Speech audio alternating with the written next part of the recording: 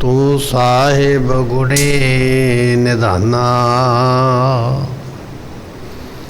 तुमरी महिमा वरन न सको। तू ठाकुर ऊच भगवाना, सुका हटल गुर सेविय। अहनस सहज सुभाए, दर्शन परसय गुरु के। जन्म मरण दुख जाए, ओरै सिफत खसमदि। नोरे अरसों कुरसों चटिया, तुद डिठे सच्चे पातशाह। माल जन्म जन्म दी कटिया, तुद डिठे सच्चे पातशाह। माल जन्म जन्म दी कटिया। सतनाम श्री वाहिगुरु साहिब जीओ।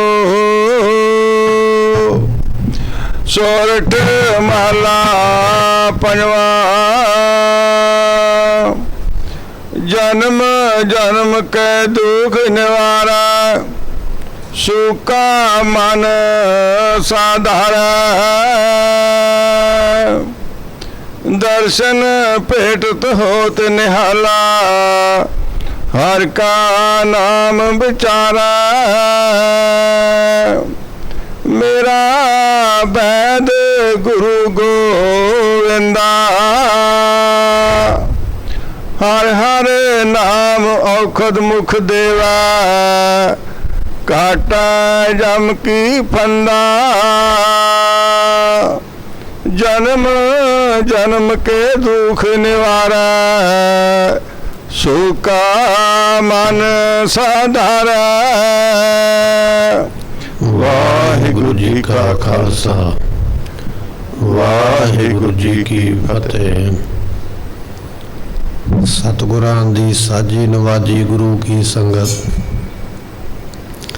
सतगुरां दे दरबार अंदर आप संगतां ने बैठ के गुरबाणी दे कीर्तन, सतगुरां दी अगमी बाणी दे नितनेम आप संगतां ने रोजाना दी तरह सतगुरां दे दरबार विच बैठ के सरवण करके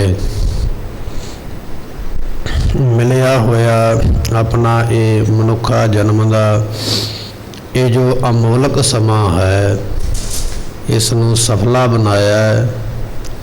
सोई उम्र विच लेखे दे यो याद साईं दी गुजरे पैंदी मुजरे। जड़ी साईं परमात्मा दी याद विच उम्रा बतीत हो जावे, समा लंघ जावे, वो सफला है। आप संगतां गुरु की बाणी कीर्तन दे रूप विच सरवण कर रहे सी। इस वेले आपां लड़ीवार गुरबाणी दी जो कथा है, शब्द दर शब्द सरवण करते आ रहे हाँ। अज जिवें महाराज उपदेश बख्श रहे ने, आओ बड़ी भावना नाल सरवण करिए। मिल के आखिए सतनाम श्री वाहिगुरु साहिब जी। सतनाम श्री वाहिगुरु साहिब जीओ। सोरठ महला पंजवा। पातशाह गुरु अर्जन देव महाराज जियां दा ये पवित्र शब्द आपां सरवण करन जा रहे हाँ। 618 अंग दे उपर महाराज जियां ने ये जो शब्द है इसनूं अंकित किया है, दर्ज किया है। गुरु अर्जन देव महाराज जी इस उपदेश नूं बख्शिश करन वाले हन। जन्म जन्म के दुख निवारा, सुका मन साधारे। अर्जन देव पातशाह फरमाउंदे कि गुरु पातशाह एहो जै ने मेरा वैद गुरु गोबिंदा, जो गोबिंद परमात्मा का रूप सतगुरु हैं, एहो जै वैद ने, एहो जै डॉक्टर ने, एहो जै हकीम ने, क्योंकि करते ने जन्म जन्म के दुख निवारै।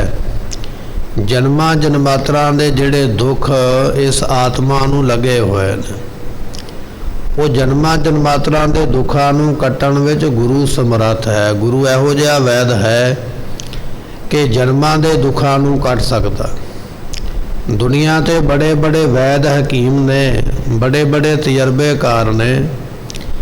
ਦੂਜੇ ਜਨਮਾਂ ਦੇ ਦੁੱਖ ਕੱਟਣੇ ਤੇ ਦੂਰ ਦੀ ਗੱਲ ਹੈ, ਕਈ ਵਾਰੀ ਕੋਈ ਦੁੱਖ ਇਹੋ ਜਿਹਾ ਕਰਮਾਂ ਦਾ ਬਣ ਜਾਂਦਾ ਹੈ, ਇਸ ਜਨਮ ਦਾ ਦੁੱਖ ਵੀ ਉਹਨਾਂ ਕੋਲੋਂ ਕੱਟਿਆ ਨਹੀਂ ਜਾਂਦਾ, ਇਸ ਸਰੀਰ ਦਾ ਦੁੱਖ ਵੀ ਉਹਨਾਂ ਕੋਲੋਂ ਕੱਟਿਆ ਨਹੀਂ ਜਾਂਦਾ। ਭਾਵੇਂ ਉਹ ਕਿੰਨਾ ਵੀ ਸਿਆਣਾ ਤਜਰਬੇਕਾਰ ਵੈਦ ਹੈ, ਹਕੀਮ ਹੈ, ਡਾਕਟਰ ਹੈ, ਪਰ ਕਰਮਾਂ ਦਾ ਲੱਗਾ ਹੋਇਆ ਰੋਗ ਦੁੱਖ ਇਸ ਜਨਮ ਦੇ ਵਿੱਚ ਵੀ ਨਹੀਂ ਮਿਟਿਆ ਜਾ ਸਕਦਾ, ਨਹੀਂ ਮਿਟਾਇਆ ਗਿਆ। ਪਰ ਗੁਰੂ ਇਹੋ ਜਿਹਾ ਵੈਦ ਹੈ, ਇਸ ਜਨਮ ਦੇ ਤੇ ਕੀ ਪਿਛਲੇ ਕਈ ਜਨਮਾਂ ਦੇ ਜਿਹੜੇ ਦੁੱਖ ਇਸ ਆਤਮਾ ਨੂੰ ਲੱਗੇ ਹੋਏ ਪਾਪ ਕਰਕੇ ਸਤਿਗੁਰੂ ਇਹੋ ਜਿਹੀ ਦਵਾਈ ਬਖਸ਼ਿਸ਼ ਕਰ ਦਿੰਦੇ, ਜਨਮਾਂ ਜਨਮਾਤਰਾਂ ਦੇ ਪਾਪਾਂ ਦੇ ਦੁੱਖ ਜਿਹੜੇ ਇਸ ਸਰੀਰ ਨਾਲ ਜੁੜੇ ਹੋਏ, ਉਹਨਾਂ ਪਾਪਾਂ ਕਰਕੇ ਇਹ ਜੀਵ ਜਿਹੜਾ ਦੁਖੀ ਹੋ ਕੇ ਜਨਮਾਂ ਦੇ ਵਿੱਚ ਕਰਮਾਂ ਦੇ ਦੁੱਖ ਭੋਗਦਾ ਹੈ, ਸਤਿਗੁਰੂ ਜੀ ਉਹਨਾਂ ਜਨਮਾਂ ਨੂੰ, ਉਹਨਾਂ ਕਰਮਾਂ ਨੂੰ ਝਾਟੀ ਖਤਮ ਕਰ ਦੇਣ ਵਾਲੇ, ਝਾਟੀ ਮੁਕਾ ਦੇਣ ਵਾਲੇ, ਇਹ ਸਾਰੇ ਲੇਖੇ ਤੋਂ ਬਾਹਰ ਕਰ ਦਿੰਦੇ ਹਨ। ਐਸੇ ਸਤਿਗੁਰੂ ਪਾਤਸ਼ਾਹ ਜੀ ਸਮਰੱਥ ਹਨ, ਕਿਉਂਕਿ ਅਸੀਂ ਜੀਵ ਤੇ ਖਿਣ ਖਿਣ ਮਾਤਰ ਸਮੇਂ ਵਿੱਚ ਭੁੱਲਣ ਵਾਲੇ ਹਾਂ, ਪਰ ਸਤਿਗੁਰੂ ਪਾਤਸ਼ਾਹ ਐਸੇ ਸਮਰੱਥ ਨੇ ਕਿ ਸਾਰੇ ਔਗੁਣਾਂ ਨੂੰ, ਗੁਨਾਹਾਂ ਨੂੰ ਝਾਟੀ ਮਾਫ ਕਰ ਦਿੰਦੇ। ਅਸੰਖ ਖਤੇ ਖਿਨ ਬਖਸ਼ਣਹਾਰ, ਸਤਿਗੁਰੂ ਐਸੇ ਸਮਰੱਥ ਨੇ, ਭਾਵੇਂ ਕਿ ਅਸੰਖ ਬੇਅੰਤ ਸਾਡੇ ਗੁਨਾਹ ਹੋਣ, ਪਾਪ ਹੋਣ, ਦੁੱਖ ਹੋਣ, ਪਰ ਸਤਿਗੁਰੂ ਜਦੋਂ ਮੁਆਫ ਕਰਦੇ ਉਦੋਂ ਸਾਰੇ ਗੁਨਾਹਾਂ ਨੂੰ, ਸਾਰੀਆਂ ਖਤੇ ਨੂੰ, ਜਿੰਨੇ ਵੀ ਦੁੱਖ ਨੇ ਸਾਰਿਆਂ ਨੂੰ ਮਹਾਰਾਜ ਜੀ ਨਾਸ ਕਰ ਦਿੰਦੇ, ਪਰੇ ਕਰ ਦਿੰਦੇ। ਜਨਮ ਜਨਮ ਕੇ ਦੁੱਖ ਨਿਵਾਰੈ, ਇੱਕ ਜਨਮ ਦੇ ਨਹੀਂ ਕਈ ਜਨਮਾਂ ਦੇ ਦੁੱਖ ਪਾਪ ਕਰਕੇ ਜਿਹੜੇ ਪ੍ਰਾਪਤ ਹੋਏ ਤੇ ਇਸ ਜਨਮ ਦੇ ਵਿੱਚ ਅਸੀਂ ਉਹ ਦੁੱਖ ਭੋਗਦੇ ਪਏ ਹਾਂ, ਉਹਨਾਂ ਸਾਰਿਆਂ ਦੁੱਖਾਂ ਨੂੰ ਮਹਾਰਾਜ ਇਸੇ ਜਨਮ ਦੇ ਵਿੱਚ ਕੱਟ ਦਿੰਦੇ, ਮੁਕਾ ਦਿੰਦੇ ਹਨ। ਐਸੇ ਸਤਿਗੁਰੂ ਸਮਰੱਥ ਹਨ। ਸੁਕਾ ਮਨ ਸਾਧਾਰੈ, ਜਿਹੜਾ ਮਨ ਸੁੱਕਿਆ ਹੋਇਆ ਨਾ ਸ਼ੁਭ ਗੁਣਾਂ ਦੇ ਵੱਲੋਂ, ਸ਼ੁਭ ਗੁਣ ਨਹੀਂ, ਇਸ ਕਰਕੇ ਸਾਡਾ ਮਨ ਸੁੱਕ ਗਿਆ ਹੈ। ਸਤ ਸੰਤੋਖ ਦਇਆ ਧਰਮ ਨਾਮ ਜਪਨਾ ਅੰਮ੍ਰਿਤ ਵੇਲਾ, ਇਹ ਸ਼ੁਭ ਗੁਣ ਨੇ, ਇਹਨਾਂ ਵੱਲੋਂ ਮਨ ਸੁੱਕਿਆ ਹੋਇਆ। ਮਨ ਇੰਨਾ ਸੁੱਕ ਚੁੱਕਿਆ ਹੈ ਕਿ ਨਾਮ ਜਪਣ ਦੀ ਗੱਲ ਕਰੋ ਤੇ ਦਲਿੱਦਰ ਪੈ ਜਾਂਦਾ ਹੈ, ਅੰਮ੍ਰਿਤ ਵੇਲੇ ਦੀ ਗੱਲ ਕਰੋ ਤੇ ਨੀਂਦ ਆਉਣ ਲੱਗ ਪੈਂਦੀ ਹੈ। ਚੰਗਾ ਕੋਈ ਕਰਮ ਕਰਨ ਬਾਰੇ, ਕੋਈ ਦਾਨ ਪੁੰਨ ਕਰਨ ਬਾਰੇ ਸੋਚ ਲਵੋ ਤੇ ਉਸ ਵੇਲੇ ਤੁਹਾਨੂੰ ਘਰ ਦੇ ਕਈ ਕੰਮ ਤੇ ਕਈ ਮੁਸ਼ਕਲਾਂ ਯਾਦ ਆ ਜਾਣਗੀਆਂ। ਫਿਰ ਮਨ ਕਰਦਾ ਵੀ ਪਹਿਲਾਂ ਆਪਣੇ ਇਸ ਮੁਸੀਬਤ ਦੁੱਖ ਨੂੰ ਦੂਰ ਕਰਾਂ, ਦਾਨ ਪੁੰਨ ਬਾਅਦ ਵਿੱਚ ਕਰਾਂਗਾ। ਕਾਰਨ ਇਹ ਹੈ ਵੀ ਤੇਰੇ ਮਨ ਵਿੱਚ ਜਿਹੜੇ ਸ਼ੁਭ ਗੁਣ ਸਨ ਉਹ ਸਾਰੇ ਸੁੱਕ ਗਏ ਨੇ, ਖਤਮ ਹੋ ਗਏ ਨੇ। ਗੁਰੂ ਪਾਤਸ਼ਾਹ ਐਸੇ ਸਮਰੱਥ ਨੇ, ਸੁੱਕਾ ਮਨ ਸਾਧਾਰ ਹੈ, ਇਹ ਜਿਹੜਾ ਤੇਰਾ ਮਨ ਸ਼ੁਭ ਗੁਣਾਂ ਵੱਲੋਂ ਸੁੱਕਿਆ ਹੋਇਆ ਹੈ, ਇਸ ਨੂੰ ਸਾਧਾਰ ਹੈ ਭਾਵ ਸਤਿਗੁਰੂ ਸਹਿਤ ਆਸਰੇ ਦੇ ਕਰ ਦਿੰਦੇ। ਜਿਵੇਂ ਕੋਈ ਡੁੱਬਦਾ ਹੋਵੇ ਤੇ ਉਹਨੂੰ ਆਸਰਾ ਦੇ ਦਈਏ ਉਹ ਕਿਨਾਰੇ ਤੇ ਪਹੁੰਚ ਜਾਂਦਾ ਹੈ, ਕੋਈ ਡਿੱਗਦਾ ਹੋਵੇ ਉਹਨੂੰ ਆਸਰਾ ਦੇ ਦਈਏ ਉਹ ਡਿੱਗਣ ਤੋਂ ਰੁਕ ਜਾਂਦਾ ਹੈ। ਪਾਤਸ਼ਾਹ ਕਹਿਣ ਲੱਗੇ ਇਸੇ ਤਰ੍ਹਾਂ ਮਹਾਰਾਜ ਇਸ ਡਿੱਗਦੇ ਹੋਏ ਮਨ ਨੂੰ ਆਸਰਾ ਦੇ ਦਿੰਦੇ, ਡਿੱਗਣ ਨਹੀਂ ਦਿੰਦੇ, ਹੋਰ ਚੜ੍ਹਦੀ ਕਲਾ ਦੇ ਵਿੱਚ ਰਹਿਣ ਦਾ ਔਰ ਜਾਣ ਦਾ ਮਹਾਰਾਜ ਉਪਦੇਸ਼ ਬਖਸ਼ਿਸ਼ ਕਰ ਦਿੰਦੇ। ਸੁੱਕਾ ਮਨ ਸਾਧਾਰ ਹੈ, ਇਹ ਜਿਹੜਾ ਮਨ ਸ਼ੁਭ ਗੁਣਾਂ ਵੱਲੋਂ ਸੁੱਕਿਆ ਹੋਇਆ, ਇਸ ਨੂੰ ਸਾਧਾਰ ਹੈ ਕਹੀਏ, ਆਸਰਾ ਦੇ ਦਿੰਦੇ ਮਹਾਰਾਜ ਐਸੇ ਸਮਰੱਥ ਨੇ, ਤੇ ਫਿਰ ਸਾਡੇ ਜੀਵਨ ਦੀ ਬੇੜੀ ਨੂੰ ਪਾਰ ਉਤਾਰ ਦਿੰਦੇ, ਪਾਰ ਕਰ ਦਿੰਦੇ। ਇਸੇ ਤਰ੍ਹਾਂ ਮਹਾਰਾਜ ਫਿਰ ਫਰਮਾਉਂਦੇ ਸੁੱਕਾ ਮਨ ਸਾਧਾਰ ਹੈ, ਇਹ ਜਿਹੜਾ ਸਾਡਾ ਮਨ ਹੈ ਨਾ, ਮਹਾਰਾਜ ਸਾਹਿਬ ਜੀ ਇਸ ਨੂੰ ਸੁਧਾਰ ਦਿੰਦੇ, ਭਾਵ ਕਿ ਇਸ ਦੀਆਂ ਔਗੁਣਾਂ ਨੂੰ, ਪਾਪਾਂ ਨੂੰ ਪਰੇ ਕਰਕੇ ਇਸ ਨੂੰ ਸਾਫ਼ ਕਰ ਦਿੰਦੇ, ਸੁਧਾਰ ਦਿੰਦੇ, ਗਲਤੀਆਂ ਨੂੰ ਵਿੱਚੋਂ ਕੱਢ ਦਿੰਦੇ ਤੇ ਗੁਣਾਂ ਨੂੰ ਇਹਦੇ ਵਿੱਚ ਹੋਰ ਬਖਸ਼ਿਸ਼ ਕਰ ਦਿੰਦੇ। ਐਸਾ ਵੈਦ ਹੈ ਜੋ ਗੁਰੂ ਹੈ, ਐਸੀ ਸਮਰੱਥਾ ਸਤਿਗੁਰੂ ਬਖਸ਼ਿਸ਼ ਕਰਦੇ ਹਨ। ਦਰਸ਼ਨ ਭੇਟਤ ਹੋਤ ਨਿਹਾਲਾ, ਦਰਸ਼ਨ ਗੁਰਮੁਖੋ ਇਹੋ ਜਿਹੇ ਨੇ, ਦਰਸ਼ਨ ਕਰਦੇ ਹੀ ਨਿਹਾਲ ਹੋ ਜਾਈਦਾ। ਦਰਸ਼ਨ ਇਹੋ ਜਿਹੇ ਨੇ ਕਿ ਜਨਮਾਂ ਦੇ ਪਾਪ ਮੁੱਕ ਜਾਂਦੇ ਗੁਰੂ ਦਾ ਦਰਸ਼ਨ ਕਰਕੇ। ਆਪਾਂ ਗੁਰੂ ਨਾਨਕ ਸਾਹਿਬ ਪਾਤਸ਼ਾਹ ਦੇ ਜੀਵਨ ਦੀ ਇੱਕ ਸਾਖੀ ਪੜ੍ਹਦੇ ਹਨ। ਸਤਿਗੁਰੂ ਪਾਤਸ਼ਾਹ ਮਹਾਰਾਜ ਜੀ ਦੇਸ਼ਾਂ ਦੇ ਵਿੱਚ ਵਿਦੇਸ਼ ਦੇ ਵਿੱਚ ਚੱਕਰ ਲਾਉਂਦੇ ਪਏ। ਇੱਕ ਇਲਾਕੇ ਦੇ ਵਿੱਚ ਇੱਕ ਸੰਤ ਰਹਿੰਦਾ, ਇੱਕ ਸਾਧੂ ਰਹਿੰਦਾ ਹੈ। ਆਏ ਗਿਆਂ ਨੂੰ ਆਪਣੇ ਘਰ ਵਿੱਚ ਉਤਾਰਨਾ, ਉਹਨਾਂ ਨੂੰ ਆਪਣੇ ਘਰ ਵਿੱਚ ਟਿਕਾਣਾ ਦੇਣਾ। ਅੱਜ ਸਮਾਂ ਹੈ ਨਾ, ਸਾਡੇ ਕੋਲ ਗੱਡੀਆਂ ਮੋਟਰਾਂ ਨੇ, ਅਸੀਂ ਝਾਟੀ ਇੱਕ ਥਾਂ ਤੋਂ ਚੜ੍ਹ ਕੇ ਦੂਜੀ ਥਾਂ ਤੇ ਪਹੁੰਚ ਜਾਂਦੇ, ਰਸਤੇ ਵਿੱਚ ਰੁਕਣ ਦੀ ਲੋੜ ਨਹੀਂ ਪੈਂਦੀ ਹੈ।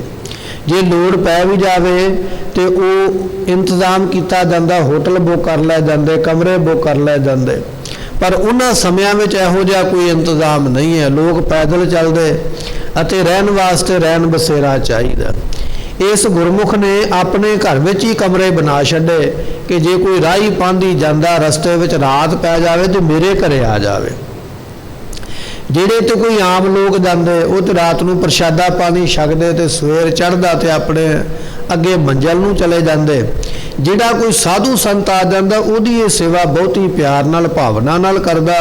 ਤੇ ਜਦੋਂ ਉਹ ਸੰਤ ਜਾਣ ਲੱਗਦਾ ਨਾ, ਸਾਧੂ ਜਾਣ ਲੱਗਦਾ ਤੇ ਸਵਾਲ ਕਰਦਾ, ਕਹਿਣ ਲੱਗਾ ਜੀ ਸੰਤਾਂ ਦੇ ਦਰਸ਼ਨ ਕਰਨ ਦੇ, ਸਾਧੂ ਦੇ ਦਰਸ਼ਨ ਕਰਨ ਦਾ ਫਲ ਕੀ ਮਿਲਦਾ ਹੈ। ਹੁਣ ਜਦੋਂ ਇਹਨੇ ਸਵਾਲ ਕਰਨਾ ਤੇ ਸੰਤਾਂ ਨੇ ਸੋਚਣਾ ਵੀ ਸਾਰੀ ਰਾਤ ਇਹਨੇ ਸਾਡੀ ਸੇਵਾ ਕੀਤੀ ਹੈ, ਇਹਨੇ ਸਵਾਲ ਕੀਤਾ ਤੇ ਉੱਤਰ ਦੇਣਾ ਵੀ ਬਣਦਾ। ਉਹਨਾਂ ਨੇ ਆਪੋ ਆਪਣੀ ਮਤ ਮੁਤਾਬਕ ਉੱਤਰ ਦੇਣਾ। ਕਿਸੇ ਨੇ ਕਹਿਣਾ ਫਲਾਣੇ ਗ੍ਰੰਥ ਵਿੱਚ ਇਹ ਲਿਖਿਆ, ਕਿਸੇ ਨੇ ਕਹਿਣਾ ਫਲਾਣੇ ਗ੍ਰੰਥ ਵਿੱਚ ਇਹ ਲਿਖਿਆ।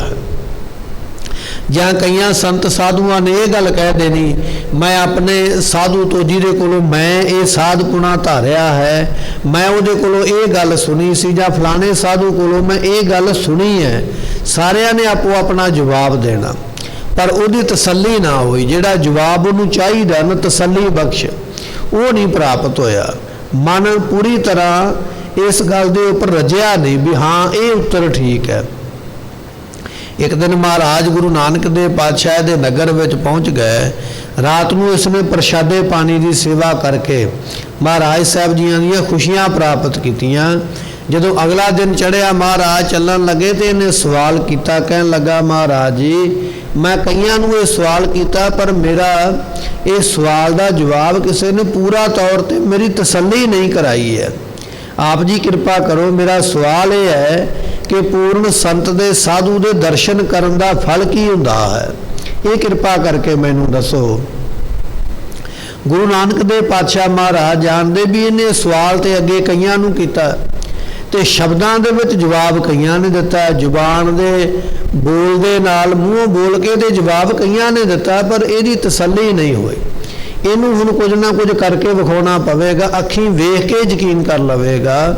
ਸਤਿਗੁਰੂ ਪਾਤਸ਼ਾਹ ਕਹਿਣ ਲੱਗੇ, ਭਾਈ ਇਹ ਅਸੀਂ ਤੈਨੂੰ ਬੋਲ ਕੇ ਬਚਨ ਨਹੀਂ ਦੱਸਾਂਗੇ, ਤੈਨੂੰ ਸਾਡਾ ਕਿਹਾ ਹੋਇਆ ਇੱਕ ਕੰਮ ਕਰਨਾ ਪਵੇਗਾ ਤੇ ਤੈਨੂੰ ਤੇਰੇ ਸਵਾਲ ਦਾ ਜਵਾਬ ਜ਼ਰੂਰ ਮਿਲੇਗਾ। ਕਹਿਣ ਲੱਗਾ, ਮਹਾਰਾਜ ਦੱਸੋ। ਸਤਿਗੁਰੂ ਪਾਤਸ਼ਾਹ ਕਹਿਣ ਲੱਗੇ, ਇੱਕ ਦਿਸ਼ਾ ਨੂੰ ਹੱਥ ਕੀਤਾ, ਚੜ੍ਹਦੇ ਵਾਲੇ ਪਾਸੇ ਨੂੰ, ਕਹਿੰਦੇ ਤੁਰਿਆ ਜਾ।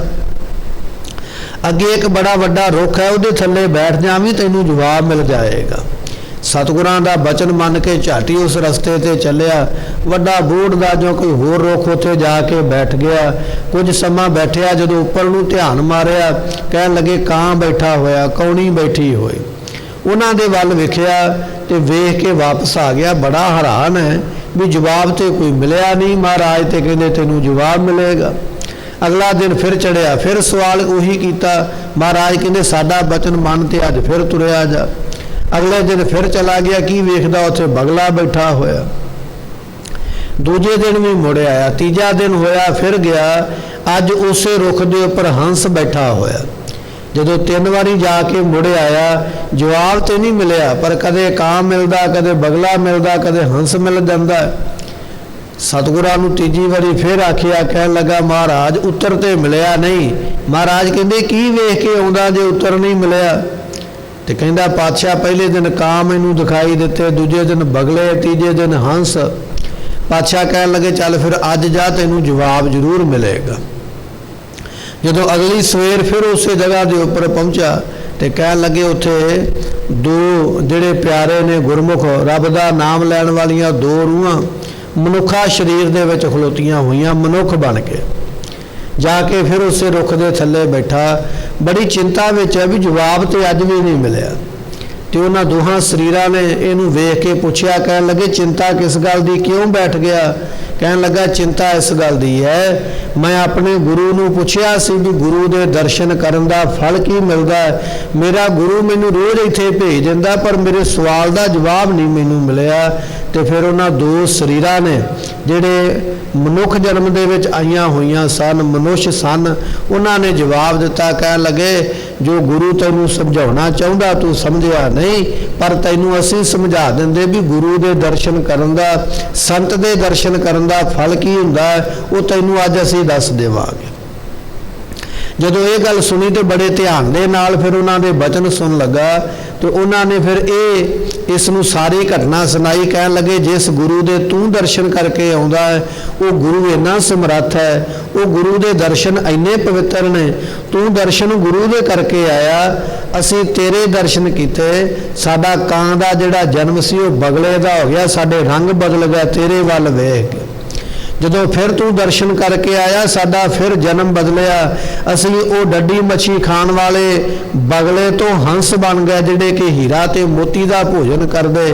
ਅੱਜ ਤੂੰ ਫਿਰ ਗੁਰੂ ਦੇ ਦਰਸ਼ਨ ਕਰਕੇ ਆਇਆ, ਸਾਡੇ ਤੇ ਇਹ ਬਖਸ਼ਿਸ਼ ਤੇਰੀ ਪ੍ਰਾਪਤ ਹੋਈ ਹੈ ਵੀ ਸਾਨੂੰ ਅੱਜ ਮਨੁੱਖਾ ਸਰੀਰ ਪ੍ਰਾਪਤ ਹੋ ਗਿਆ ਹੈ। ਇਹ ਭਾਈ ਪਿਆਰਿਆ ਗੁਰੂ ਦੇ ਦਰਸ਼ਨ ਦਾ ਫਲ ਹੈ। ਦਰਸ਼ਨ ਤੂੰ ਕਰਕੇ ਆਉਂਦਾ ਹੈ ਤੇ ਤੇਰੇ ਦਰਸ਼ਨ ਅਸੀਂ ਕਰਦੇ ਹਾਂ।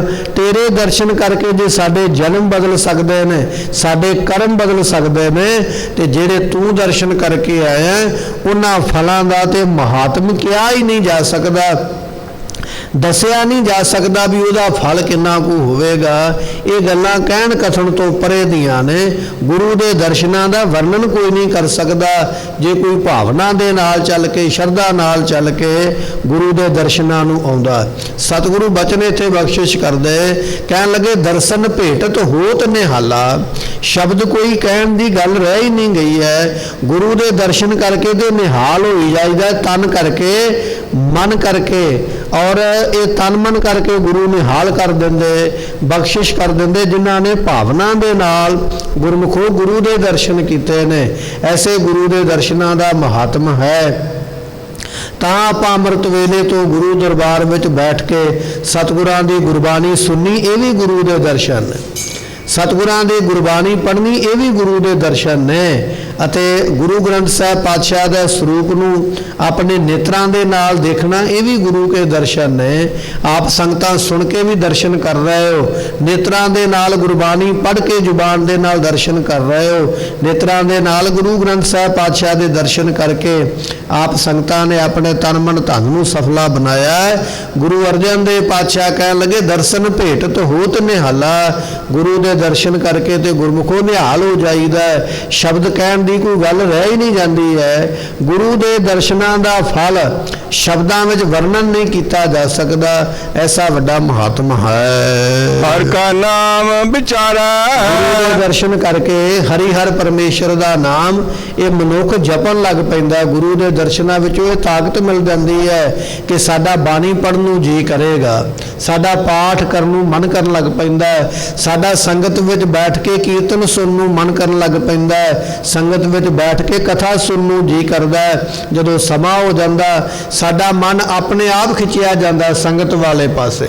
ਅਸੀਂ ਦੌੜੇ ਆਉਂਦੇ ਘਰ ਦੇ ਕੰਮਕਾਰ ਛੱਡ ਕੇ ਛੇਤੀ ਨਾਲ ਦਰਬਾਰ ਵਿੱਚ ਪਹੁੰਚ ਜਾਈਏ, ਕਥਾ ਕੀਰਤਨ ਦਾ ਸਮਾਂ ਕਿਤੇ ਲੰਘ ਨਾ ਜਾਵੇ। ਮਹਾਰਾਜ ਕਹਿਣ ਲੱਗੇ ਇਹ ਬਖਸ਼ਿਸ਼ ਗੁਰੂ ਦੇ ਦਰਸ਼ਨਾਂ ਦੇ ਕਰਕੇ ਹੋਈ ਹੈ। ਹਰ ਕਾ ਨਾਮ ਵਿਚਾਰੈ। ਇਹ ਜਿਹੜਾ ਜੀਵ ਹੈ ਪਰਮਾਤਮਾ ਦੇ ਨਾਮ ਦੀ ਫਿਰ ਵਿਚਾਰ ਕਰਦਾ ਹੈ, ਉਹਦੇ ਨਾਮ ਨੂੰ ਫਿਰ ਜਪਣ ਲੱਗ ਪੈਂਦਾ, ਸੰਗਤ ਦੀ ਪ੍ਰਾਪਤੀ ਵਾਲਾ ਹੋ ਜਾਂਦਾ ਹੈ। ਮੇਰਾ ਬੈਦ ਗੁਰੂ ਗੋਵਿੰਦਾ। ਜਿਹੜੇ ਸਾਡੇ ਗੁਰੂ ਸਾਹਿਬਾਨ ਹਨ ਇਹ ਪਰਮੇਸ਼ਰ ਦਾ ਹੀ ਰੂਪ ਹਨ ਤੇ ਐਸੇ ਵੱਡੇ ਵੈਦ ਨੇ ਜਿਨ੍ਹਾਂ ਦੇ ਕੋਲ ਹਰੇਕ ਦਵਾਈ ਹੈ। ਦੁਨੀਆ ਵਿੱਚ ਬੜੇ ਬੜੇ ਵੱਡੇ ਵੈਦ ਤੇ ਹਕੀਮ, ਪਰ ਸਾਰੀਆਂ ਦਵਾਈਆਂ ਉਹਨਾਂ ਦੇ ਕੋਲ ਕੋਈ ਨਹੀਂ। ਸਾਰੇ ਆਪਰੇਸ਼ਨ ਉਹ ਨਹੀਂ ਕਰ ਸਕਦੇ, ਸਾਰੇ ਤਰ੍ਹਾਂ ਦੇ ਇਲਾਜ ਦੁਨੀਆ ਦੇ ਕਿਸੇ ਮਨੁੱਖ ਕੋਲ ਨਹੀਂ। ਪਰ ਗੁਰੂ ਇਹੋ ਜਿਹਾ ਵੈਦ ਹੈ ਕਿ ਉਹਦੇ ਕੋਲ ਸਾਰੀਆਂ ਹੀ ਦਵਾਈਆਂ ਹਨ, ਸਾਰੇ ਇਲਾਜ ਗੁਰੂ ਦੇ ਕੋਲ ਨੇ। ਇਹੋ ਜਿਹਾ ਕੋਈ ਇਲਾਜ ਨਹੀਂ ਜਿਹੜਾ ਗੁਰੂ ਕਰ ਨਹੀਂ ਸਕਦਾ ਹੈ। ਹਰ ਹਰ ਨਾਮ ਕਦਮੁਖ ਦੇਵਾ। ਜਿਵੇਂ ਅਸੀਂ ਬਿਮਾਰ ਹੋ ਜਾਈਏ ਤੇ ਡਾਕਟਰ ਸਾਨੂੰ ਖੁਰਾਕ ਦਿੰਦਾ ਵੀ ਇੰਨੀਆਂ ਗੋਲੀਆਂ ਦਿਨੇ ਖਾ ਲਾ, ਇੰਨੀਆਂ ਦੁਪਹਿਰੇ ਖਾ ਲਾ, ਇੰਨੀਆਂ ਰਾਤ ਨੂੰ ਖਾ ਲਵੇ। ਵੈਦ ਕੋਲ ਚਲੇ ਜਾਈਏ ਤੇ ਉਹ ਪੁੜੀਆਂ ਬਣਾ ਕੇ ਦਿੰਦਾ ਵੀ ਇੰਨੀਆਂ ਪੁੜੀਆਂ ਦਿਨੇ ਪਾਣੀ ਨਾਲ ਖਾ ਲਾ, ਦੁੱਧ ਨਾਲ ਖਾ ਲਾ। ਸਤਿਗੁਰੂ ਪਾਤਸ਼ਾਹ ਮਹਾਰਾਜ ਵੀ ਦਵਾਈ ਦਿੰਦੇ ਨੇ ਆਪਣੇ ਸਿੱਖ ਦਾ ਰੋਗ ਕੱਟਣ ਵਾਸਤੇ। ਕਿਹੜੀ ਦਵਾਈ ਦੀ ਪੁੜੀ ਦਿੱਤੀ ਹੈ? ਹਰ ਹਰ ਨਾਮ ਔਖਦ ਮੁਖ ਦੇਵੈ। ਆਪਣੀ ਜ਼ੁਬਾਨ ਤੋਂ ਜਿਹੜਾ ਵਾਹਿਗੁਰੂ ਵਾਹਿਗੁਰੂ ਕਰਨਾ, ਰਾਮ ਰਾਮ ਕਰਨਾ, ਇਹ ਦਵਾਈ ਦੀ ਪੁੜੀ ਮੂੰਹ ਦੇ ਵਿੱਚ ਪਾਉਣੀ ਹੈ, ਇਹ ਹੈ ਖੁਰਾਕ ਖਾਣੀ। ਸਤਿਗੁਰੂ ਪਾਤਸ਼ਾਹ ਮਹਾਰਾਜ ਜੀ ਨਾਮ ਦੀ ਦਵਾਈ ਜਿਹੜੀ ਮੁਖ ਦੇ ਵਿੱਚ ਬਖਸ਼ਿਸ਼ ਕਰਦੇ ਹਨ। ਕਾਟੈ ਜਮ ਕੀ ਫੰਦਾ। ਗੁਰੂ ਦੀ ਦਵਾਈ ਗੁਰਮੁਖੋ ਇਹੋ ਜੀ ਹੈ, ਇਹ ਦੁਨੀਆ ਦੀਆਂ ਦਵਾਈਆਂ ਤੇ ਇੱਕ ਰੋਗ ਕੱਟ ਕੇ ਤੇ ਹੋ ਸਕਦਾ ਦੂਜਾ ਲਾ ਵੀ ਦੇਣ, ਪਰ ਗੁਰੂ ਦੇ ਕੋਲੋਂ ਪ੍ਰਾਪਤ ਹੋਈ ਦਵਾਈ ਮਹਾਰਾਜ ਕਹਿਣ ਲੱਗੇ ਦੁੱਖ ਤੇ ਕੱਟਦੀ ਹੈ, ਰੋਗ ਤੇ ਕੱਟ ਹੀ ਦਿੰਦੀ ਹੈ। ਇਹ ਦਿੱਤੀ ਹੋਈ ਨਾਮ ਦੀ ਦਵਾਈ ਤੇ ਜਮਾਂ ਦੀ ਫਾਈ ਕੱਟ ਦਿੰਦੀ ਹੈ। ਜਦੋਂ ਫਾਈ ਰੱਸੀ ਨਾ ਰਹਿ ਗਈ ਤੇ ਫਾਂਸੀ ਕਾਹਦੇ ਨਾਲ ਲੱਗੇਗੀ। ਗੁਰੂ ਇਹੋ ਜਿਹਾ ਹੈ, ਕਾਟੈ ਜਮ ਕੀ ਫੰਦਾ, ਫੰਦਾ ਨਾਮ ਫਾਈ ਦਾ। ਗੁਰੂ ਦੀ ਦਵਾਈ ਇਹ ਨਾਮ ਤੇ ਜਮਾਂ ਦੀ ਫਾਈ ਕੱਟ ਦਿੰਦਾ ਹੈ, ਫਿਰ ਜਮਾਂ ਦੇ ਵਸ ਨਹੀਂ ਪੈਣਾ ਪੈਂਦਾ ਹੈ। ਸਮਰੱਥ ਪੁਰਖ ਪੂਰਨ ਵਿਦਾਤੇ ਆਪੇ ਕਰਨਾ ਹਾਰਾ। ਸਤਿਗੁਰੂ ਬਖਸ਼ਿਸ਼ ਕਰਦੇ ਉਹ ਪ੍ਰਮਾਤਮਾ ਭਾਈ ਸਮਰੱਥ ਹੈ। ਉਸ ਸਮਰੱਥ ਪ੍ਰਮਾਤਮਾ ਦਾ ਰੂਪ ਸਤਿਗੁਰੂ ਵੀ ਸਮਰੱਥ ਹਨ ਅਤੇ ਉਹ ਪ੍ਰਮਾਤਮਾ ਪੁਰਖ ਰੂਪ ਹੈ, ਏਕਾ ਪੁਰਖ ਸਬਾਈ ਨਾਰ। ਇਸੇ ਤਰ੍ਹਾਂ ਉਹ ਪਰਿਪੂਰਨ ਹੈ ਪ੍ਰਮਾਤਮਾ ਸਾਰਿਆਂ ਥਾਵਾਂ ਤੇ। ਵਿਧਾਤਾ ਉਹ ਫਲ ਵਰਦਾਤਾ ਹੈ, ਜੀਵਾਂ ਦੇ ਕਰਮਾਂ ਦੇ ਮੁਤਾਬਕ ਇਹਨਾਂ ਨੂੰ ਉਹ ਫਲ ਦੇਣ ਵਾਲਾ ਹੈ ਪ੍ਰਮਾਤਮਾ। ਆਪੇ ਕਰਨੇ ਹਾਰਾ, ਉਸ ਕਰਨਹਾਰ ਪ੍ਰਮਾਤਮਾ ਦਾ ਰੂਪ ਸਤਿਗੁਰੂ ਨੇ ਜਿਹੜੇ ਸਾਰੀਆਂ ਬਖਸ਼ਿਸ਼ਾਂ ਨੂੰ ਦੇਣ ਵਾਲੇ ਹਨ। ਆਪਣਾ ਦਾਸ ਹਰ ਆਪ ਉਭਾਰਿਆ ਨਾਨਕ ਨਾਮ ਆਧਾਰਾ। ਗੁਰੂ ਨਾਨਕ ਦੇ ਪਾਤਸ਼ਾਹ ਦੇ ਪੰਜਵੇਂ ਸਰੂਪ ਗੁਰੂ ਅਰਜਨ ਦੇਵ ਮਹਾਰਾਜ ਕਹਿਣ ਲੱਗੇ ਆਪਣੇ ਦਾਸ ਨੂੰ ਸਤਿਗੁਰੂ ਆਪ ਹੀ ਉਬਾਰਿਆ ਕਿ ਇਹ ਬਚਾ ਲੈਂਦੇ ਨੇ। ਸੋ ਜਿਹਨੂੰ ਆਪਣਾ ਦਾਸ ਬਣਾ ਲਿਆ ਨਾ, ਦਾਸ ਬਣਨਾ ਬੜਾ ਔਖਾ ਹੈ। ਦੁਨੀਆ ਵਿੱਚ ਇਹ ਜੀਵ ਮੈਂ ਤੇ ਬਹੁਤ ਕਰਦਾ, ਮੇਰੀ ਤੇ ਬਹੁਤ ਕਰਦਾ, ਵੱਡਾ ਤੇ ਬਹੁਤ ਕਹਿੰਦਾ ਹੈ। ਦਾਸ बनना बड़ा औखा है, सेवक बनना बड़ा औखा है, छोटा बनना बड़ा औखा है। पर महाराज कहने लगे अपना दास जिन्होंने उन्हें अपना बना लिया दास, ते जिहड़ा दास बन गया गुरु परमेश्वर दा, हर आप उबारिया सतगुरु उन्होंने आप ही उबार लेंदे बचा लेंदे। नानक नाम आधारा, ये नाम दा आधारा कि ये आसरा दे के सतगुरु जी ऐसियां बख्शिशां करते हैं। सोठ महला पढ़वा अंतर की गत तुम ही जानी, तुम ही पाहे नबेरो। बख्शिश कर दे परमात्मा है, परमात्मा रूप सतगुरु जी साडे अंदर दी गत वो तुसी जान दो भी साडे अंदर की चलदा पिया।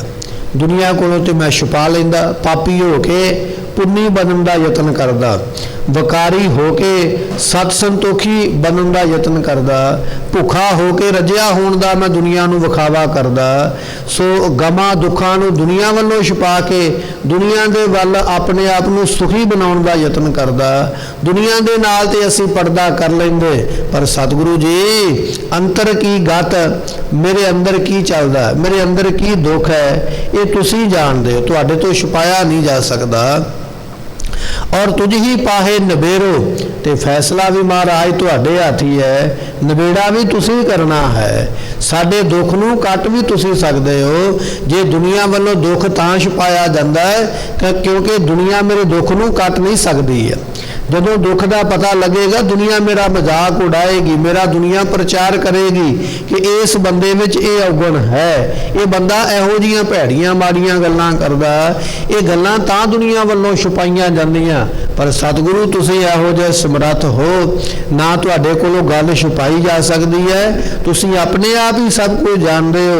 और उन्हां गल्लां नूं ठीक करन दा फैसला भी तुहाडे हथ ही है। तुसीं इहो जिहे समर्थ हो कि मेरे अवगुणा नूं पापां नूं आप जी ठीक करने की समर्था रखते हो। तुहाडे कोल ही मेरे अवगुणा का नबेड़ा होना है, तुसीं ये सारे फैसले करने हन। बख्श ले हो साए प्रभ अपने लाख खते कर फेरो। सतगुरु पातशाह जी मैं ते लखां खते कहिए गुनाह करदा फिरदा। खते नाम इत्थे गुनाह दा है, गुनाह पाप करने, माड़े कर्म करने, दुष्कर्म करने। महाराज मैं एक नहीं लाख खते लखां पाप करदा फिरदा, रोज करदा, सवेर तो लैके शाम तक कोई ना कोई माड़ा कर्म पाप दा ये मैं करदा रहिंदा हां। लाख खते कर फेरो फिरदा, सारा दिन मैं बैठदा नहीं, तुरिया फिरदा कोई ना कोई पाप भी करदा रहिंदा। पर बख्श लहो सतगुरु मैनू बख्श लो, तुसी मेरे साहिब मालक हो, मैं आप जी दा सेवक हाँ। ਤੇ ਸੇਵਕ ਨੂੰ ਮਾਫ ਕਰ ਦਿਓ ਮਹਾਰਾਜ। ਮੈਂ ਆਪਣੇ ਗੁਨਾਹਾਂ ਨੂੰ ਆਪਣੇ ਆਪ ਨਹੀਂ ਬਖਸ਼ਾ ਸਕਦਾ, ਮੇਰੇ ਵਿੱਚ ਇੰਨੀ ਸਮਰੱਥਾ ਨਹੀਂ ਹੈ, ਪਰ ਤੁਸੀਂ ਇਹੋ ਜਿਹੀ ਕਿਰਪਾ ਕਰੋ, ਮੇਰੇ ਲੱਖਾਂ ਗੁਨਾਹਾਂ ਨੂੰ ਆਪ ਜੀ ਬਖਸ਼ ਦੇਣਾ ਕਰੋ। ਪ੍ਰਭ ਜੀ ਤੂੰ ਮੇਰੋ ਠਾਕਰ ਨੇੜੋ। ਪਰਮਾਤਮਾ ਜੀ, ਪਰਮਾਤਮਾ ਦੇ ਰੂਪ ਸਤਿਗੁਰੂ ਜੀਓ, ਤੁਸੀਂ ਇਹੋ ਜਿਹਾ ਠਾਕਰ ਹੋ, ਸਭ ਤੋਂ ਨੇੜੇ ਹੋ, ਸਾਰਿਆਂ ਤੋਂ ਨੇੜੇ ਤੁਸੀਂ ਹੋ। ਇੱਕ ਸਮਾਂ ਉਹ ਹੈ ਜਦੋਂ ਬੱਚਾ ਮਾਂ-ਬਾਪ ਦੇ ਕੋਲ ਹੈ, ਸਮਾਂ ਆਇਆ ਉਹ ਬੱਚਾ ਦੂਰ ਚਲੇ ਗਿਆ। ਸਾਡੇ ਬੱਚੇ ਅੱਜ ਦੇਸ਼ ਵਿਦੇਸ਼ ਦੇ ਵਿੱਚ ਬੈਠੇ ਹੋਏ, ਬੜੀ ਦੂਰ ਨੇ ਸਾਡੇ ਕੋਲੋਂ। ਜੇ ਉਹਨਾਂ ਦੇ ਕੋਈ ਸੰਕਟ ਦਾ ਸਮਾਂ ਆ ਜਾਵੇ, ਅਸੀਂ ਝੱਟ ਉਹਨਾਂ ਕੋਲ ਨਹੀਂ ਪਹੁੰਚ ਸਕਦੇ। ਸਾਡੇ ਅੱਗੇ ਕਈ ਰੁਕਾਵਟਾਂ ਨੇ, ਜਾਂਦਿਆਂ ਸਮਾਂ ਲੱਗੇਗਾ, ਜਾਂ ਨਾ ਵੀ ਜਾ ਪਾਈਏ, ਇਹ ਵੀ ਹੋ ਸਕਦਾ ਹੈ। ਪਰ ਪਰਮਾਤਮਾ ਇੱਕ ਇਹੋ ਜਿਹਾ ਹੈ ਜਿਹੜਾ ਬਿਲਕੁਲ ਨੇੜੇ ਹੈ। ਭਾਵੇਂ ਅਸੀਂ ਦੇਸ਼ ਵਿੱਚ ਬੈਠੇ, ਭਾਵੇਂ ਵਿਦੇਸ਼ ਵਿੱਚ ਬੈਠੇ, ਸਤਿਗੁਰੂ ਉੱਥੇ ਹੀ ਬੈਠੇ ਹੋਏ ਸਾਡੀ ਮਦਦ ਕਰਨ ਵਾਸਤੇ। ਇਹ ਠਾਕੁਰ ਮਾਲਕ ਸਤਿਗੁਰੂ ਜੀਓ, ਤੁਹਾਡੇ ਤੋਂ ਨੇੜੇ ਮੈਨੂੰ ਕੋਈ ਨਹੀਂ ਹੈ, ਤੁਸੀਂ ਸਭ ਤੋਂ ਨੇੜੇ ਹੋ, ਜੋ ਮੇਰੀ ਆਪ ਜੀ ਰੱਖਿਆ ਕਰਨ ਵਾਲੇ ਹੋ। ਹਰ ਚਰਨ ਸਰਣ ਮੋਹਿ ਚੇਰੋ। ਆਪ ਜੀ ਦੇ ਜਿਹੜੇ ਪਵਿੱਤਰ ਚਰਨ ਹਨ, ਮੈਂ ਉਹਨਾਂ ਦੀ ਸ਼ਰਨ ਵਿੱਚ, ਤੇ ਮੈਨੂੰ ਆਪਣਾ ਚੇਰੋ ਕਹੀਏ, ਚੇਲਾ ਸਮਝੋ, ਦਾਸ ਸਮਝੋ। ਮੈਂ ਆਪ ਜੀ ਦਾ ਦਾਸ ਹਾਂ, ਸੇਵਕ ਹਾਂ, ਗੁਲਾਮ ਹਾਂ, ਤੇ ਮੈਨੂੰ ਆਪਣੇ ਚਰਨਾਂ ਦੀ ਸ਼ਰਨ ਵਿੱਚ ਰੱਖੋ, ਆਪਣੇ ਧਿਆਨ ਦੇ ਵਿੱਚ ਰੱਖੋ। ਕਿਉਂਕਿ ਤੁਹਾਡੇ ਧਿਆਨ ਵਿੱਚ ਰਵਾਂਗਾ ਤੇ ਮੈਂ ਦੁਨੀਆ ਦੇ ਉਪਦਰਾਂ ਵੱਲੋਂ, ਝਗੜਿਆਂ ਵੱਲੋਂ, ਪਾਪਾਂ ਵੱਲੋਂ, ਗੁਨਾਹਾਂ ਵੱਲੋਂ ਬਚ ਜਾਵਾਂਗਾ। ਮੈਨੂੰ ਆਪਣਾ ਚੇਲਾ ਸਮਝ ਕੇ, ਦਾਸ ਸਮਝ ਕੇ ਆਪਣੀ ਸ਼ਰਨ ਵਿੱਚ ਆਇਆ ਜਾਣ ਕੇ ਆਪਣੇ ਕੋਲ ਰੱਖਣਾ ਕਰੋ। ਬੇਸਮਾਰ ਬੇਅੰਤ ਸੁਆਮੀ ਉੱਚੋ ਗੁਣੀ ਗਹਿਰੋ। ਸਤਿਗੁਰੂ ਜੀ ਪਰਮਾਤਮਾ ਦੀ ਵਡਿਆਈ ਇਹਨਾਂ ਸ਼ਬਦਾਂ ਵਿੱਚ ਵਰਣਨ ਕਰਦੇ, ਕਹਿਣ ਲੱਗੇ ਪਰਮਾਤਮਾ ਬੇਸ਼ੁਮਾਰ ਹੈ। ਬੇਸ਼ੁਮਾਰ ਤੋਂ ਭਾਵ ਹੁੰਦਾ ਬੇਗਿਣਤ, ਜਿਹੜਾ ਗਿਣਤੀ ਵਿੱਚ ਨਾ ਆਵੇ। ਸਾਡੀ ਉਮਰਾਂ ਗਿਣਤੀ ਵਿੱਚ ਹੈ, ਸਾਡੀ ਉਮਰਾਂ ਗਿਣਤੀ ਵਿੱਚ ਹੈ, ਸਾਡੀ ਆਮਦਨ ਗਿਣਤੀ ਵਿੱਚ ਹੈ, ਸਾਡੇ ਪਰਿਵਾਰ ਦੀ ਗਿਣਤੀ ਹੈ, ਇਸੇ ਤਰ੍ਹਾਂ ਸਾਡੀ ਪੜ੍ਹਾਈ ਦੀ ਗਿਣਤੀ ਹੈ, ਸਾਡੇ ਕੱਦ ਕਾਠ ਦੀ ਵੀ ਗਿਣਤੀ ਹੈ। ਇਹ ਸਾਰੀਆਂ ਚੀਜ਼ਾਂ ਗਿਣਤੀ ਵਿੱਚ ਆ ਜਾਂਦੀਆਂ। ਮੈਂ ਕਿੰਨੇ ਸਾਲਾਂ ਦਾ, ਕਿੰਨਾ ਲੰਮਾ, ਕਿੱਡਾ ਪਰਿਵਾਰ, ਕਿੰਨਾ ਪੜ੍ਹਿਆ। ਪਰਮਾਤਮਾ ਇੱਕ ਇਹੋ ਜਿਹਾ ਜਿਹੜਾ ਬੇਸ਼ੁਮਾਰ ਹੈ, ਉਹ ਕਿਸੇ ਗਿਣਤੀ ਵਿੱਚ ਨਹੀਂ ਆਉਂਦਾ। ਪਰਮਾਤਮਾ ਦੀ ਕਿੰਨੀ ਪੜ੍ਹਾਈ ਹੈ, ਗਿਣਤੀ ਵਿੱਚ ਨਹੀਂ ਹੈ। ਉਹਦੀ ਕਿੰਨੀ ਉਮਰ ਹੈ, ਗਿਣਤੀ ਵਿੱਚ ਨਹੀਂ। ਉਹ ਕਿੱਡਾ ਵੱਡਾ, ਗਿਣਤੀ ਵਿੱਚ ਨਹੀਂ ਹੈ। ਕਿਸੇ ਤਰ੍ਹਾਂ ਉਹਦੀ ਕੋਈ ਗਿਣਤੀ ਫੀਤਾ ਮਾਰ ਕੇ ਨਹੀਂ ਕਰ ਸਕਦਾ, ਕੋਈ ਹਿਸਾਬ ਕਿਤਾਬ ਲਾ ਕੇ ਨਹੀਂ ਕਰ ਸਕਦਾ।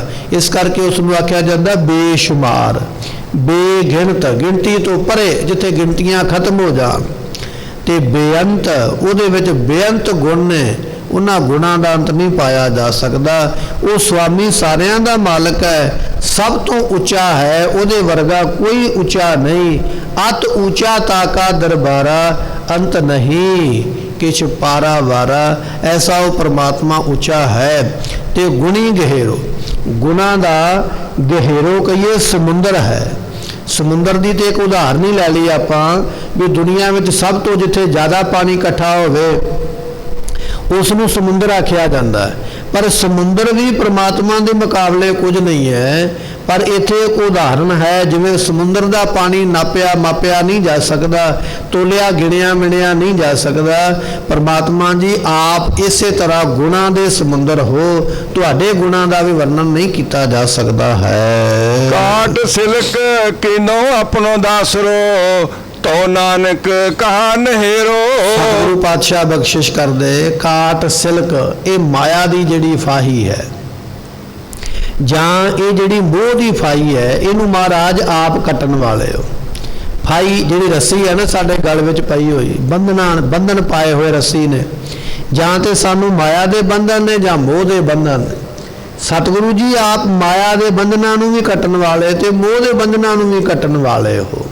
ਐਸੇ ਆਪ ਜੀ ਸਮਰੱਥ ਹੋ। ਸਤਿਗੁਰ ਸਿੱਖ ਹੈ, ਬੰਧਨ ਕੱਟ ਹੈ। ਗੁਰੂ ਇਹੋ ਜਿਹਾ ਸਮਰੱਥ ਹੈ, ਬੰਧਨ ਕੱਟ ਦਿੰਦਾ। ਕਾਟ ਸਿਲਕ ਆਪਣੋ ਦਾਸਰੋ, ਕਿਨੋ ਆਪਣੋ ਦਾਸਰੋ, ਇਹ ਫਾਈ ਕੱਟ ਕੇ ਸੰਸਾਰ ਦੀ ਮਮਤਾ ਦੀ ਮੋਹ ਦੀ ਆਪਣਾ ਦਾਸ ਆਪ ਜੀ ਨੇ ਬਣਾ ਲਿਆ ਹੈ। ਅਤੇ ਤੋ ਨਾਨਕ ਕਹਾ ਨਿਹੋਰੋ, ਮਹਾਰਾਜ ਜੀਆਂ ਦਾ ਬਚਨ ਹੈ, ਫਿਰ ਤੁਹਾਡੇ ਤੋਂ ਬਿਨਾਂ ਅਸੀਂ ਹੋਰ ਕਿਹਦਾ ਅਹਿਸਾਨ ਚੁੱਕੀਏ। ਲੋੜ ਹੀ ਨਹੀਂ ਕਿਸੇ ਦਾ ਅਹਿਸਾਨ ਚੁੱਕਣ ਦੀ। ਜੇ ਕਿਸੇ ਦੀ ਮਦਦ ਮੰਗਾਂਗੇ ਤੇ ਅਹਿਸਾਨ ਸਿਰ ਤੇ ਮੰਨਣਾ ਪਵੇਗਾ ਨਾ। ਸਾਰੀ ਉਮਰ ਉਹਦਾ ਅਹਿਸਾਨ ਮੰਨ ਕੇ ਉਹਦੇ ਅੱਗੇ ਝੁਕਣਾ ਪਵੇਗਾ, ਉਹਦਾ ਧੰਨਵਾਦ ਕਰਨਾ ਪਵੇਗਾ, ਉਹਦੀ ਉਪਮਾ ਕਰਨੀ ਪਵੇਗੀ ਵੀ ਆਹ ਬੰਦੇ ਨੇ ਔਖੇ ਸਮੇਂ ਮੇਰਾ ਬੜੀ ਮਦਦ ਕੀਤੀ ਹੈ। ਪਰ ਮਹਾਰਾਜ ਬਖਸ਼ਿਸ਼ ਕਰਦੇ ਆ, ਪ੍ਰਮਾਤਮਾ ਜਦੋਂ ਤੂੰ ਇੰਨਾ ਸਮਰੱਥ ਹੈ ਵੀ ਸਾਰਿਆਂ ਤਰੀਕਿਆਂ ਕਰਕੇ ਸਾਡੀ ਮਦਦ ਕਰਦਾ ਤੇ ਫਿਰ ਅਸੀਂ ਕਿਸੇ ਦਾ ਕਿਉਂ ਇਹ ਜਿਹੜਾ ਅਹਿਸਾਨ ਆਪਣੇ ਸਿਰ ਤੇ ਲੈਣਾ ਕਰੀਏ। ਸੋਠ ਮਹੱਲਾ ਪੰਜਵਾਂ। ਭੈ ਕਿਰਪਾਲ ਗੁਰੂ ਗੋਬਿੰਦਾ ਸਗਲ ਮਨੋਰਥ ਪਾਏ। ਇਸ ਵੇਲੇ ਗੁਰੂ ਗੋਬਿੰਦ ਰੂਪ ਕਿਰਪਾਲੂ ਹੋ ਜਾਂਦੇ। ਮਹਾਰਾਜ ਕਹਿੰਦੇ ਸਗਲ ਮਨੋਰਥ, ਸਾਰੇ ਮਨੋਰਥ ਇਸ਼ਾਵਾਂ ਗੁਰੂ ਕੋਲੋਂ ਪ੍ਰਾਪਤ ਹੁੰਦੀਆਂ ਹਨ। ਅਸਥਿਰ ਭੈ ਲਾਗ ਹਰ ਚਰਣੀ ਗੋਬਿੰਦ ਕੇ ਗੁਣ ਗਾਏ। ਗੋਬਿੰਦ ਪਰਮਾਤਮਾ ਦੇ ਗੁਣ ਗਾਏ, ਜਦੋਂ ਗੁਣ ਗਾਵਾਂਗੇ ਤੇ ਫਿਰ ਗੁਰੂ ਦੇ ਚਰਨਾਂ ਦੇ ਨਾਲ ਲੱਗਣ ਦੀ ਸਮਰੱਥਾ ਪ੍ਰਾਪਤ ਹੋਵੇਗੀ।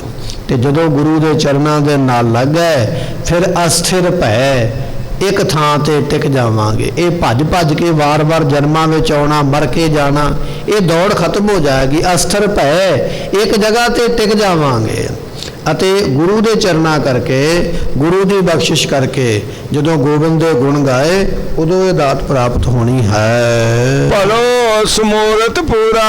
ਇਹ 2 ਘੜੀਆਂ ਦਾ ਸਮਾਂ ਵੀ ਸਫਲਾ ਹੈ। ਥੋੜੇ ਤੋਂ ਥੋੜਾ ਸਮਾਂ, ਜਿਵੇਂ ਕਬੀਰ ਸਾਹਿਬ ਜੀ ਨੇ ਲਿਖਿਆ ਨਾ, ਏਕ ਘੜੀ ਆਧੀ ਆਧੀ ਹੂੰ ਤੇ ਆਦ ਭਗਤਨ ਸੇਤੀ ਗੋਸ਼ਟੇ ਜੋ ਕੀਨੋ ਸੋ ਲਾਭ। ਵੀ ਥੋੜੇ ਤੋਂ ਥੋੜਾ ਸਮਾਂ ਵੀ ਸੰਗਤ ਵਿੱਚ ਬਤੀਤ ਕਰੇਗਾ, ਫਾਇਦਾ ਹੀ ਫਾਇਦਾ, ਘਾਟਾ ਕੋਈ ਨਹੀਂ। ਇੱਥੇ ਮਹਾਰਾਜ ਕਹਿਣ ਲੱਗੇ ਭਲੋ ਸਮੂਰਤ ਪੂਰਾ। ਇਹ ਜਿਹੜਾ 2 ਘੜੀਆਂ ਦਾ ਸਮਾਂ ਨਾ ਭਾਈ, ਇਹ ਵੀ ਤੇਰਾ ਸਫਲਾ ਹੋ ਜਾਏਗਾ ਜੇ ਸੰਗਤ ਵਿੱਚ ਕਿਤੇ ਜ਼ਿੰਦਗੀ ਵਿੱਚ ਤੂੰ ਲਾ ਦਿੱਤਾ। 2 ਘੜੀਆਂ ਦਾ ਫਲ ਵੀ ਤੈਨੂੰ ਮਿਲੇਗਾ। ਐਸੀ ਦਾਤ ਪ੍ਰਾਪਤ ਹੁੰਦੀ ਹੈ। ਸ਼ਾਂਤ ਸਹਿਜ ਆਨੰਦ ਨਾਮ ਜਪ ਵਾਜੇ ਅਨਹਦ ਤੂਰਾ। ਜਿਨ੍ਹਾਂ ਨੇ ਨਾਮ ਜਪਿਆ ਉਹਨਾਂ ਨੂੰ ਸ਼ਾਂਤੀ ਦੀ ਪ੍ਰਾਪਤੀ ਹੋ ਗਈ ਅਤੇ ਸਹਿਜ ਆਨੰਦ, ਸਹਿਜ ਅਵਸਥਾ ਵਿੱਚ ਰਹਿੰਦਿਆਂ ਹੋਇਆਂ ਆਨੰਦ ਨੂੰ ਪ੍ਰਾਪਤ ਹੋ ਗਏ। ਅਨਾਹਦ ਵਾਜੇ ਜਿਹੜੇ ਨੇ ਉਹਨਾਂ ਨੂੰ ਸੁਣਾਈ ਦਿੰਦੇ ਹਨ। ਮਿਲੇ ਸੁਆਮੀ ਪ੍ਰੀਤਮ ਆਪਣੇ ਘਰ ਮੰਦਰ ਸੁਖਦਾਈ। ਜਿਨ੍ਹਾਂ ਨੂੰ ਸੁਆਮੀ ਪਰਮਾਤਮਾ ਜੀ ਮਿਲੇ ਉਹਨਾਂ ਨੂੰ ਘਰ ਦੇ ਵਿੱਚ ਸੁਖ ਮਿਲਿਆ। ਘਰ ਮੰਦਰ, ਮੰਦਰ ਨਾਮ ਜਿਹੜੇ ਮਕਾਨ ਨੇ ਘਰ ਦੇ ਬਣੇ ਹੋਏ ਮਹੱਲ, ਇਹਨਾਂ ਮਹੱਲਾਂ ਵਿੱਚ ਵੀ ਉਹਨਾਂ ਗੁਰਮੁਖਾਂ ਨੂੰ ਸੁਖ ਮਿਲਦਾ ਹੈ। ਸੋ ਮਿਲੇ ਸੁਆਮੀ ਪ੍ਰੀਤਮ ਆਪਣੇ, ਜਿਹੜੇ ਆਪਣੇ ਪ੍ਰੀਤਮ ਪਿਆਰੇ ਸੁਆਮੀ ਨੂੰ ਮਿਲੇ ਨੇ ਉਹਨਾਂ ਨੂੰ ਘਰ ਦੇ ਵਿੱਚ, ਵਿਹੜੇ ਦੇ ਅੰਦਰ, ਮਹੱਲਾਂ ਦੇ ਅੰਦਰ, ਪਰਿਵਾਰ ਦੇ ਵਿੱਚ ਹਰੇਕ ਤਰ੍ਹਾਂ ਦੇ ਸੁਖ ਜਿਹੜੇ ਨੇ ਉਹ ਸੁਖਦਾਈ ਪਰਮਾਤਮਾ ਨੇ ਦਿੱਤੇ ਹਨ। ਹਰ ਨਾਮ ਨਿਧਾਨ ਨਾਨਕ ਜਨ ਪਾਇਆ ਸਗਲੀ ਇੱਛ ਪੁਜਾਈ। ਗੁਰੂ ਨਾਨਕ ਦੇ ਪਾਤਸ਼ਾਹ ਦੇ 5ਵੇਂ ਰੂਪ ਗੁਰੂ ਅਰਜਨ ਦੇਵ ਪਾਤਸ਼ਾਹ ਕਹਿਣ ਲੱਗੇ ਹਰ ਨਾਮ ਨਿਧਾਨ। ਇਹ ਜਿਹੜਾ ਨਾਮ ਦਾ ਨਿਧਾਨ ਖਜ਼ਾਨਾ ਹੈ ਇਹ ਗੁਰੂ ਨੇ ਬਖਸ਼ਿਸ਼ ਕੀਤਾ ਹੈ। ਜਿਨ੍ਹਾਂ ਨੂੰ ਪ੍ਰਾਪਤ ਹੋ ਗਿਆ ਸਗਲੀ ਇੱਛ ਪੁਜਾਈ, ਉਹਨਾਂ ਦੀਆਂ ਸਾਰੀਆਂ ਇੱਛਾਵਾਂ ਪੂਰੀਆਂ ਹੋ ਜਾਂਦੀਆਂ। ਕੋਈ ਇਹੋ ਜਿਹੀ ਇੱਛਾ ਹੈ ਹੀ ਨਹੀਂ ਜਿਹੜੀ ਰਹਿ ਜਾਵੇ। ਐਸੀ ਬਖਸ਼ਿਸ਼ ਹੁੰਦੀ। ਸਮੇਂ ਦੀ ਸਮਾਪਤੀ, ਭੁੱਲਾਂ ਦੀ ਮੁਆਫੀ ਦਿਓ ਸੱਜਣ ਆਸੀਸੜੀਆਂ। ਜੋ ਹੋਵੇ ਸਾਹਿਬ ਸਿਓ ਮੇਲ। ਮੇਰੇ ਸੁਆਮੀ ਪ੍ਰੀਤਮ ਆਪਣੇ ਘਰ ਮੰਦਰ ਸੁਖਦਾਈ। ਹਰ ਨਾਮ ਨਿਦਾਨ ਨਾਨਕ ਜਨ ਪਾਇਆ ਸਗਲੀ ਇੱਛ ਪੁਜਾਈ। ਵਾਹਿਗੁਰੂ ਜੀ ਕਾ ਖਾਲਸਾ, ਵਾਹਿਗੁਰੂ ਜੀ ਕੀ ਫਤਿਹ।